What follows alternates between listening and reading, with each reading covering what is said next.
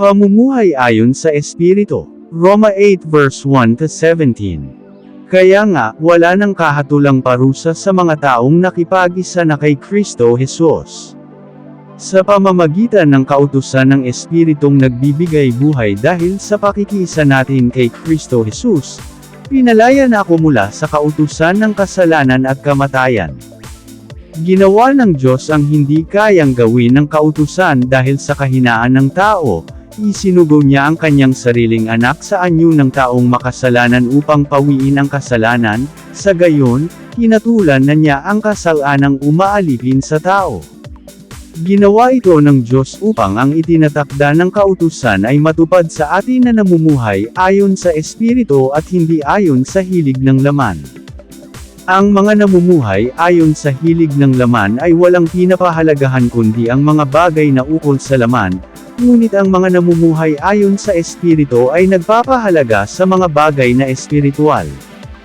Ang pagsunod sa hilig ng laman ay naghahatid sa kamatayan, ngunit ang pagsunod sa Espiritu ay nagdudulot ng buhay at kapayapaan. Kaya nga, kapag itinutuon ng tao ang kanyang pag-iisip sa mga hilig ng laman, siya'y nagiging kaaway ng Diyos sapagkat hindi siya nagpapasakop sa batas ng Diyos, at sadyang hindi niya ito magagawa. At ang nabubuhay ayon sa hilig ng laman ay hindi maaaring kalugdan ng Diyos. Ngunit hindi na kayo namumuhay ayon sa laman, kundi ayon sa Espiritu. Sa katunayan, naninirahan sa inyo ang Espiritu ng Diyos. Kung wala sa isang tao ang Espiritu ni Kristo, hindi kay Kristo ang taong iyon. Ngunit dahil naninirahan sa inyo si Kristo, mamatay man ang inyong mga katawan dahil sa kasalanan, ang Espiritu naman ninyo ay buhay sapagkat itinuring na kayong matuwid ng Diyos.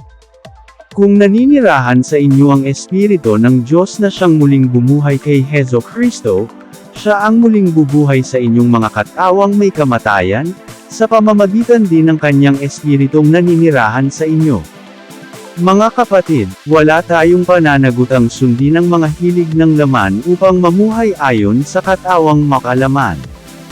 Sapagkat mamamatay kayo kung namumuhay kayo ayon sa katawang makalaman, ngunit kung pinapatay ninyo sa pamamagitan ng Espiritu ang mga gawa ng katawang makalaman, mabubuhay kayo. Ang lahat ng pinapatnubayan ng Espiritu ng Diyos ay mga anak ng Diyos. Sapagkat hindi espiritu ng pagkaalipin ang inyong tinanggap upang kayo'y mamuhay sa takot. Sa halip, ang inyong tinanggap ay ang espiritu ng pagkukup upang kayo'y gawing mga anak ng Diyos, kaya tayo'y tumatawag sa Kanya ng, Ama, Ama ko. Ang Espiritu ang nagpapatutuo, kasama ng ating Espiritu, na tayo'y mga anak ng Diyos, at yamang mga anak, tayo'y mga tagapagmana ng Diyos at kasamang tagapagmana ni Kristo, sapagkat kung tayo'y kasama niya sa pagtitiis, tayo'y makakasama niya sa Kanyang kaluwalhatian.